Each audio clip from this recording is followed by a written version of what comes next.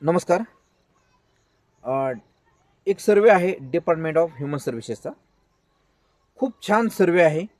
100 पैकी 95 लोकांकडे पैशाची बचतच नाही आहे, असा तो सर्वे सांगतोय.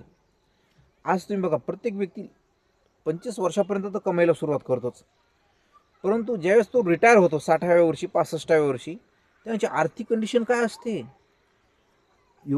आता मी काही गोष्टी बघून तर मी थक्क झालो, कारण लोकांकडे बचतीच नाही आहे. पुढचं उर्वरित आयुष्य जगण्यासाठी लोकांकडे बचतीच नाही.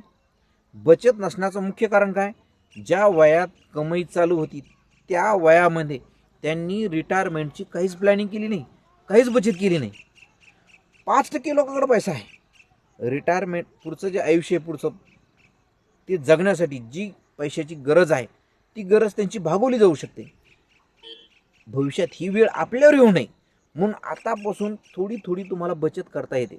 LIC ऑफ इंडियाची खूप जबरदस्त योजना आहे, ज्यामध्ये मॅच्युरिटीला गव्हर्नमेंट ऑफ इंडियाची गॅरंटी आहे. दुसरी गोष्ट, जर पेन्शन पाहिजे असेल, लाईफ टाईम मिळणारं पेन्शन कसं आयुष्यभर भेटल, गव्हर्नमेंट ऑफ इंडियाची गॅरंटी, वेळेवर भेटल. अशा पेन्शनच्या माहितीसाठी तुम्ही माझ्याशी संपर्क करा. माझं नाव वैभव माळवदे. मी फायनान्शियल ॲडवायझर आहे. मागील 5 वर्षापासून मी या क्षेत्रामध्ये खूप छान काम करत आहे. 1000पेक्षा जास्त लोकांना मी कन्सल्टेशन दिलेलं आहे. तुम्ही सुद्धा माझ्या ज्ञानाचा आणि माझ्या अनुभवाचा फायदा घेऊ शकता. अधिक माहितीसाठी माझ्याशी संपर्क करा. धन्यवाद.